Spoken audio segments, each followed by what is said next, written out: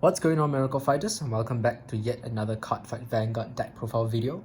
Today I'll be showcasing my Tachikaze V Premium Raptor Colonel deck. I've been meaning to do this deck profile for quite a while now, but haven't really gotten around to doing it because I've been kind of busy with other stuff. So finally got the time to sit down and actually talk about this deck. Raptors are Tachikaze's right chain back in the OG era, and we finally got them in V except for the starter. Really hoping to one day get new starters for V, especially considering that, a lot of right chains have returned and they deserve their grade zeros too. But I mean, this is more of a personal wish than something practical. But yeah, it'd be pretty cool if, new starters can come back. Anyways, what the OG Raptor Colonel was focused on was eating his own rearguards during the battle phase and then getting the combined power of the rearguards that he has eaten, essentially engorge without the keyword. This would then spark a series of card abilities depending on which rearguards were eaten and whatnot. This time in V, Raptor Colonel has returned with a pretty similar strategy. However, he is definitely much stronger now with the ability to get even higher power and also restand itself.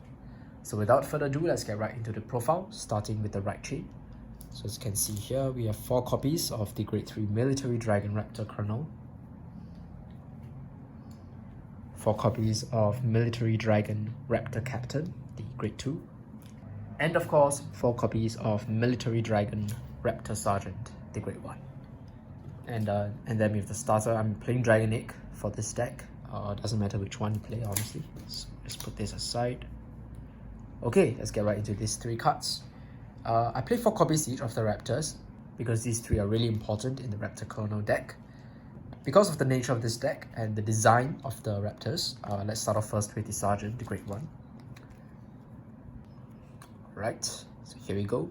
Raptor Sergeant is the main Grade 1 right of the deck. For its ability is, when placed on Vanguard Circle, you can look at the top 7 cards of your deck and add a Grade 2 or greater Military Dragon, which is either Captain or Colonel, to your hand. Now this is a great search ability to mimic the old right chain starter by increasing the consistency of riding into Captain or Colonel, which is actually important in this deck.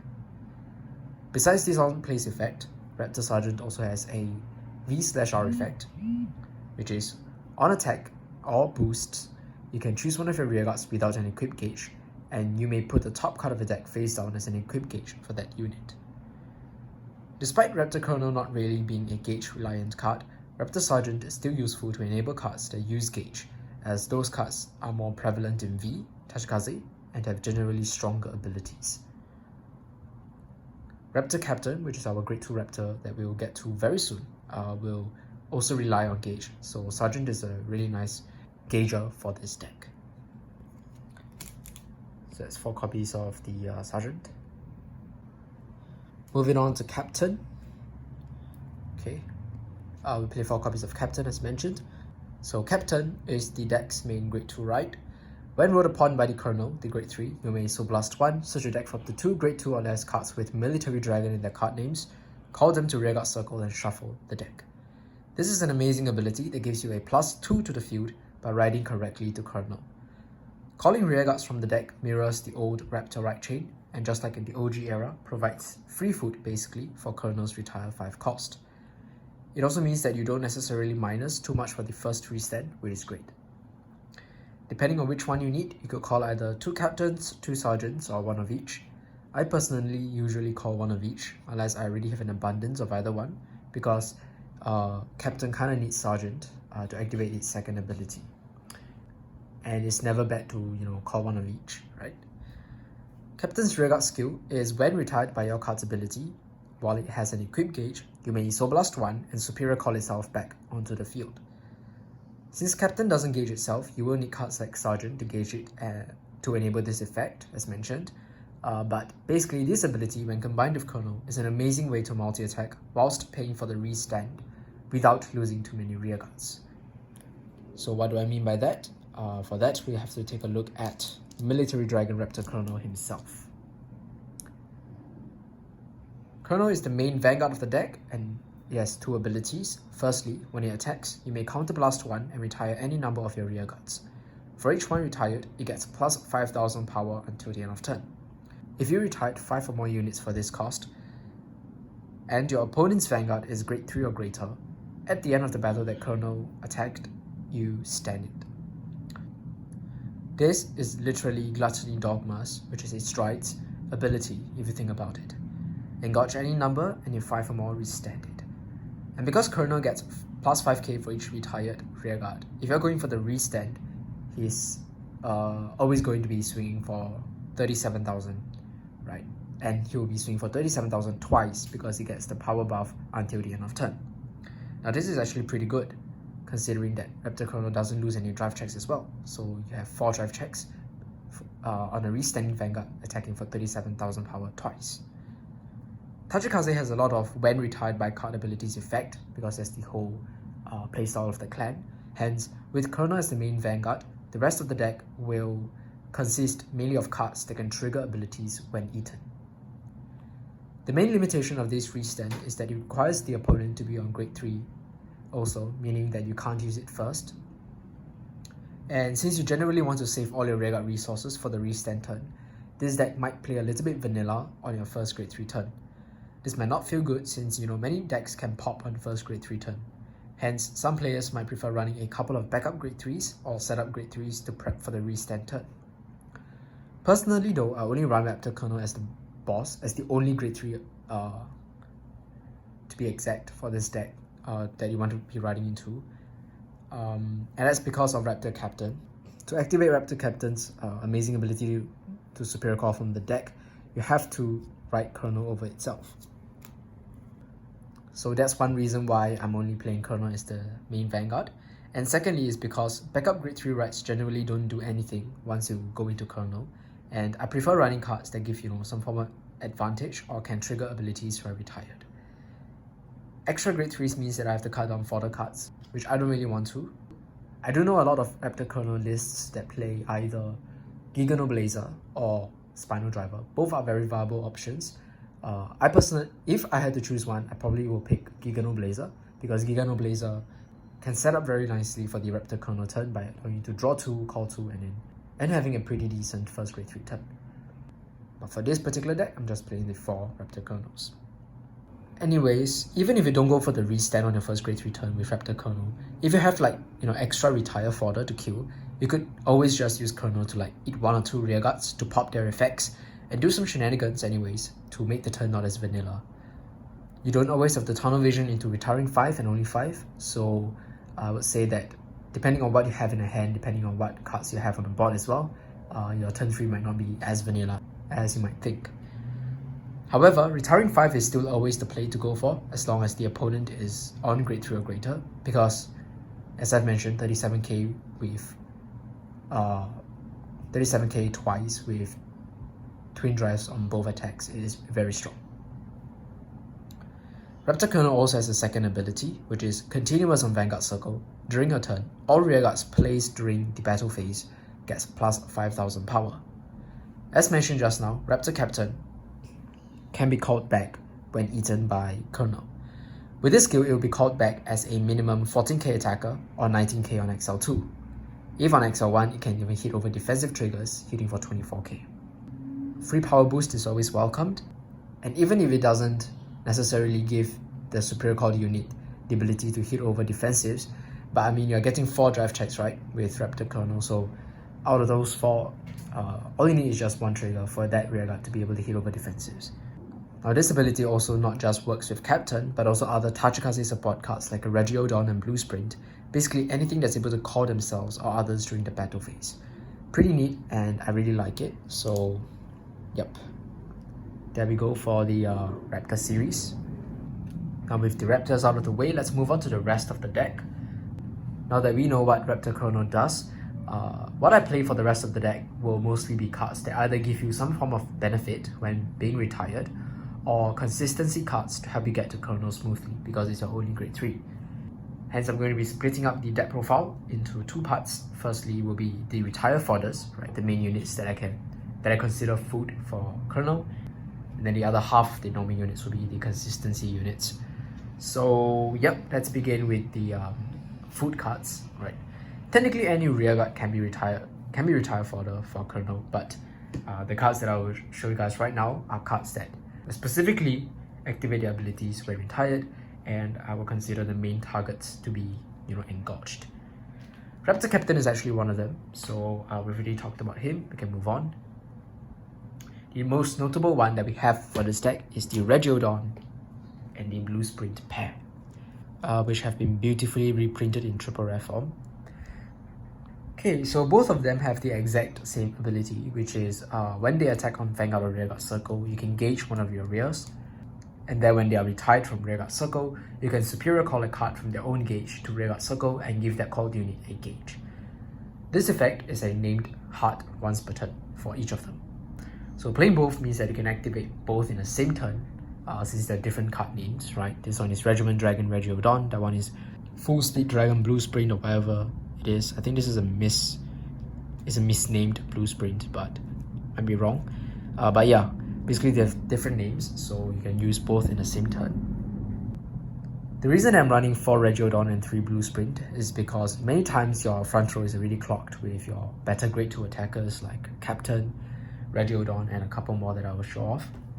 So after playing, I find that Bluesprint has less chances, right, to gauge itself, since it being used to boost is more likely. Many of our grade 2s actually don't gain power on their own, so if I have grade 1s, usually they will be called as boosters.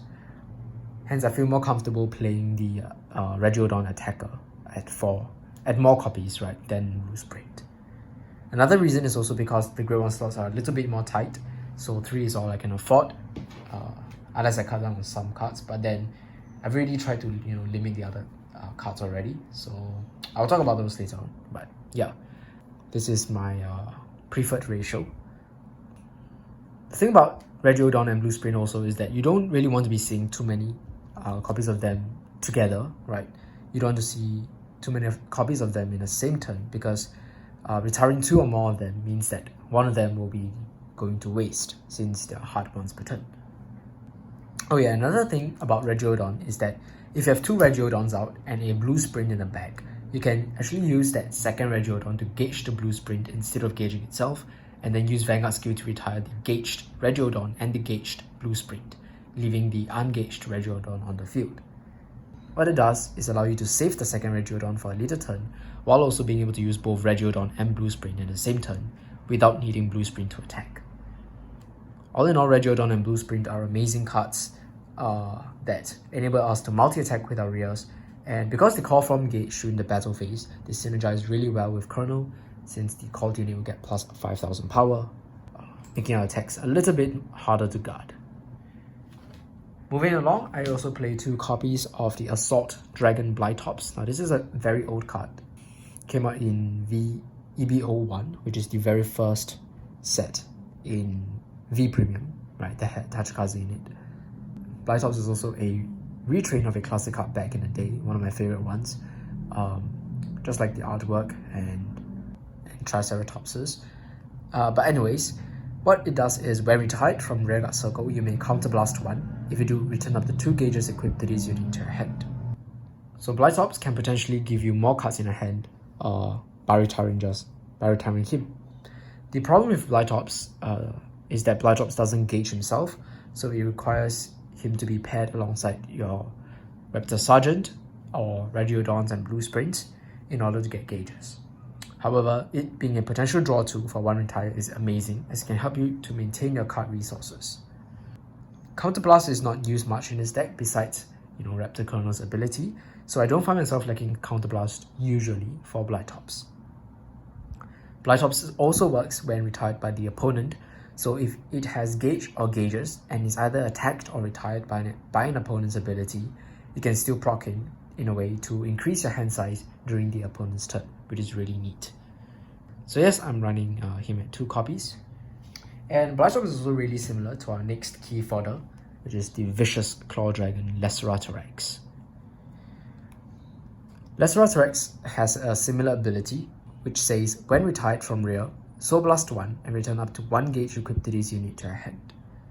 The good thing about Laceratorex is that when Laceratorex is placed on hand, it can gauge itself, so you don't need extra cards to gauge it for it to work. In the same way that Blytops is good for this deck, Laceratorex is also great in that its skill procs even if killed by the opponent. So what I like to do with Raptor X is, if I'm attacking first on grade 1 turn, or just in the early game, I will not hesitate to just plop this guy onto the field, give him a gauge, and then use him to, swing at the opponent, to rush a bit. If my opponent tries to kill him, I can retrieve the gauge under him, which means that I technically don't lose out on any cards. But if the opponent does not, then I can just save him. I can use him as a beater. As a beater or a booster until my Colonel turns, where I retire him to get the card under him. In fact, in the early game, if the opponent tries to kill it, depending on what I have gauged under it, it might help me more in the early game as well, especially if I happen to gauge, a Colonel or a Captain that I might need for riding, etc. One issue that you might face with Raptor X in this deck is the soul cost. Soul can be quite scarce in this deck, especially because you don't rewrite often, since you only have, one grade 3 to ride. And Raptor Captain already consumes soul for its revival ability, as well as the ability to superior call 2 Raptors from the deck. Hence, I'm only running Raptor X at 2 copies, because you might not always have enough resources to benefit off of it, but I think 2 works out just fine. Moving along, I'm running 2 copies of the Ancient Dragon Iguanogorg. Iguanogorg in V is pretty similar to its OG version, though unfortunately nerfed so as to make it more generic. What it does is, when it is retired by any card effect, you may counterblast 1 and call this unit to an open rearguard circle in rest. If it had an equip gauge when retired, its cost of counterblast 1 is reduced by 1, essentially making it a free fodder that revives itself. Iguanogorg also has a second ability to gauge itself when your drive check reveals a trigger unit. This is nice because it means that it is self-sufficient in terms of gauging, as in it can replenish its own gauge and doesn't require external sources to try to gauge it. Since Raptor Colonel will be drive checking 4 times, it's not difficult to check 1 trigger out of 4 checks, and all you really need is just 1 trigger anyways to use Iguanogorg's gauging skill.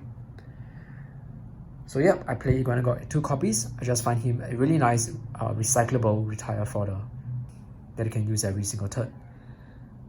The unfortunate thing is that it calls itself in rest, so even though it does call itself during the battle phase and it gets the 5k power from Colonel's effect, it still cannot use it to attack or boost. So no multi-attacking, but at least it helps to retain your board presence. And I like myself 2 copies of this card.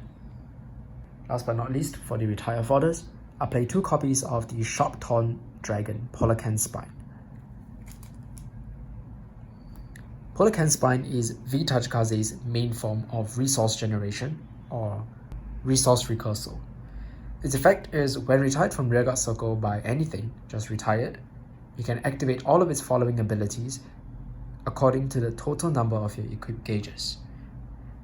Not equipped to it, but the total number on your board. So doesn't matter where it is equipped to, as long as it is an equipped gauge that is on your board. If you have 1 or more gauge, you get a soul charge. 2 or more, you get a counter charge. And then if 3 or more, you can move all of these cards' equipped gauges to one of your other rear guards. Moving gauges isn't super relevant in this deck, unlike in Gaia Emperor or Anger Blader, but what I value this guy for in this deck is the soul charge and counter charge. 2 gauge total on the field is easy peasy, right? With cards like Regiodon, Bluesprint, and Sergeant, and even Raptor X, running around. And as I've mentioned, with cards like Raptor X and Captain in the deck, your soul can deplete quite fast. You might also face damage denial and lack of CBs with another card that I will talk about soon. So having Polecan Spine as emergency countercharge / soul charge is really great to ensure that you have enough resources to pay for your costs. But do take note that Polecan Spine is only a 7000 base grade 1, so might not make the best columns. But the countercharge and the soul charge is good enough. And with that, that's all the cards that you will mainly want to be retiring with Raptor Colonel's skill. So quite a spread of cards that each do different things and help in different areas. Besides these cards, I'm also playing some consistency cards to enable you to see your pieces, and most importantly Raptor Colonel himself, because you don't want to misgrade. Firstly, I'm running 3 copies of the Grade 3 Searcher, Prison Bird. Okay, so very easy. Don't really have to explain much. It's just a Grade 3 Searcher to help you dig your deck for your Raptor Colonel rights or even Heal Guards in the early game.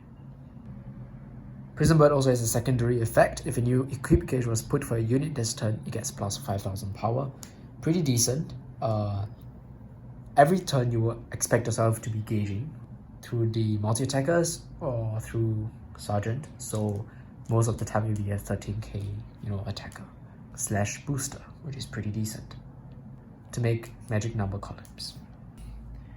And then for more plussing and consistency, I'm also running 3 copies of the Zealous Horn Dragon Dilopho Pyro, which got reprinted alongside Raptor Colonel. So when Dilopho Pyro comes into play from hand, you may counterblast 1, draw a card, and call a card from a hand to rearguard circle.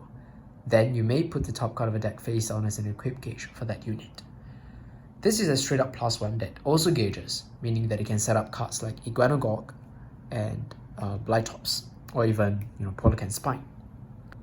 Moreover, Dilopho Pyro also has a second ability, which is when placed on rearguard circle from an equip gauge, it gets plus 10,000 power until the end of turn. Now this is pretty relevant in this deck, especially since we play Regiodons and Bluesprints. So if this guy gets into their gauge, right, and you call it out because Colonel retires them, you can actually have a 24k attacker minimum through Colonel's ability.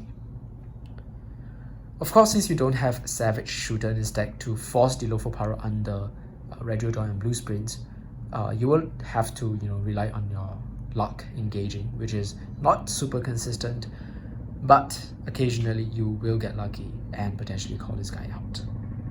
I mean, there's a bit of gauge movement in this deck through the use of Polecan Spine, so if you time it well, it's possible to put this guy from one of the gauges into Regiodon / Bluesprint.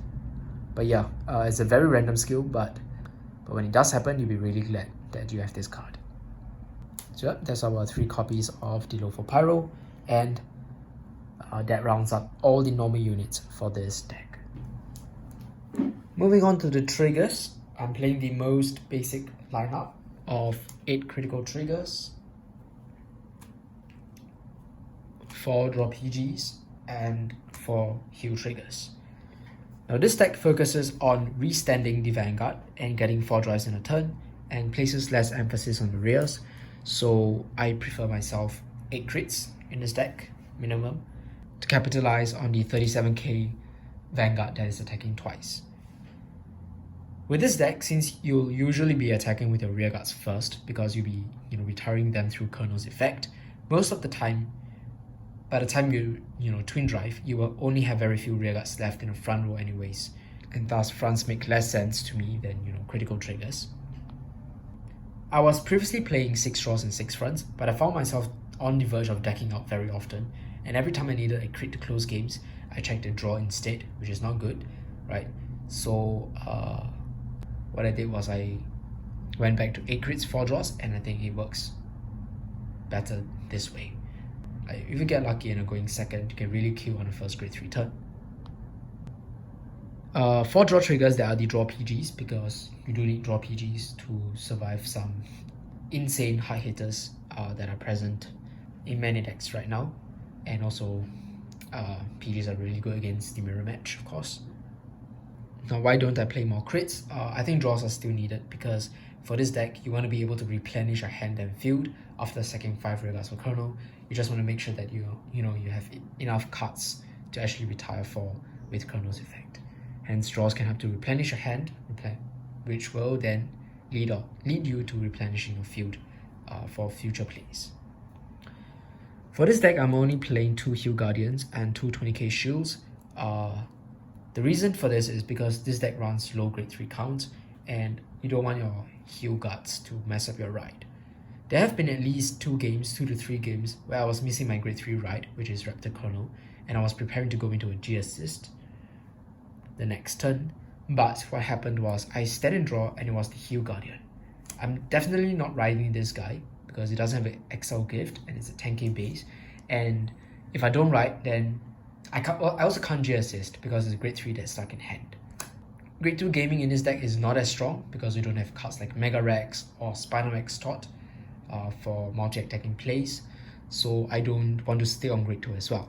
I much rather go into the J assist, get on my Colonel, and potentially go for some restand plays.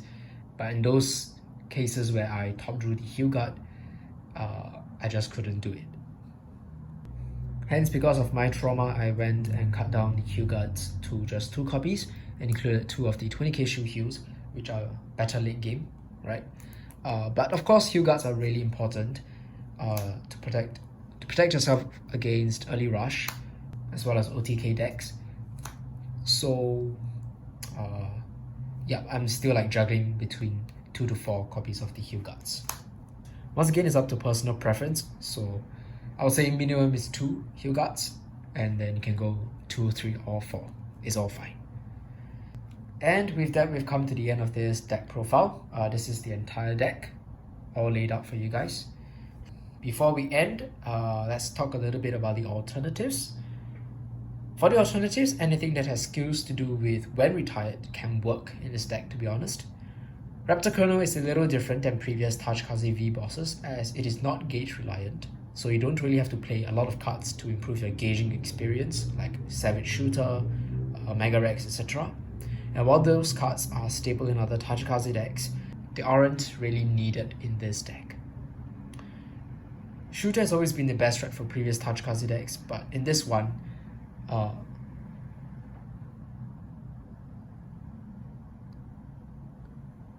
Raptor Sergeant is arguably a much better ride because it allows you to fish out either Colonel or Captain for free. And on your Grade 2, you also want to be riding into this instead of Mega Rex. I chose not to play Mega Rex and Spinal X Tot for this deck because I find them pretty redundant, since Colonel already eats your rears and Colonel can mass retire, and you might not always have enough rearguards to retire through these 2 cards' effects anyways. Colonel on its own can already set off multiple combos, so my thought process was just to play more cards that can benefit of the when retired ability. But if you guys really want something that can further extend multi-attacks, extend combos during the battle phase, I think Spinal X Tot is an okay choice to play in this deck, because what Spinal X Tot does is it turns any card that it retires into a Regiodon / Bluesprint. So in that turn, if you used Colonel to retire both Regiodon and Bluesprint already, but you have a Spinal X Tot left on the field and a rearguard with gauge, you can still be able to multi-attack by using Spinal X Tot to retire that gauged rearguard and call out that that card's gauge. So I would say Spinal X Tot is probably the best attack extender of this deck if you really want to play an additional attack extender outside of this 3 combo. And as I've mentioned when I was talking about the Grade 3s, for the Grade 3 slots, Gigano Blazer is a really nice backup Grade 3 for those games where you don't draw into Colonel. So yes, overall my thought process when making this deck, when building this deck, was just to include cards that can gain advantage of at least mitigate the minus to the field brought about by the Retire 5 through Colonel's effect, whilst also making sure to include multi-attacking cards to make use of Colonel's passive power-up skill. This is definitely one take that you guys can have for the Colonel deck. There are multiple other alternative builds that you guys can check out, but this is what has been working for me, and I really have been enjoying it so far. With that, we've come to the end of this video. I hope you guys enjoyed the deck discussion.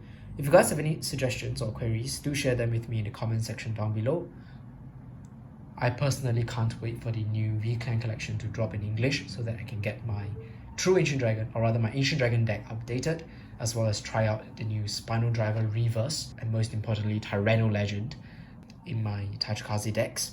I think those cards look super amazing, and as mentioned, I can't wait to try them out. Oh yeah, another thing is, so generally for this deck, I pick XL2 because XL2 gives you a +1, so that kind of mitigates the the minuses that Colonel is going to do to a field, and it allows you to draw into more pieces, which is nice.